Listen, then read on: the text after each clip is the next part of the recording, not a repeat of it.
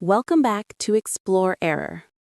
Optimization for windowed games is a feature in Windows 11 that helps games running in windowed or borderless windowed mode perform more like full screen. With this optimization enabled, Windows uses a newer presentation model similar to full screen. It reduces input lag and gives smoother frame pacing. To turn it on, follow these steps. Open Settings and go to System. Click Display, scroll down, and select Graphics.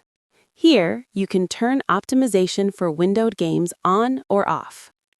You should enable this feature if you play in borderless windowed mode, you want lower input lag, you use VRR or Auto HDR.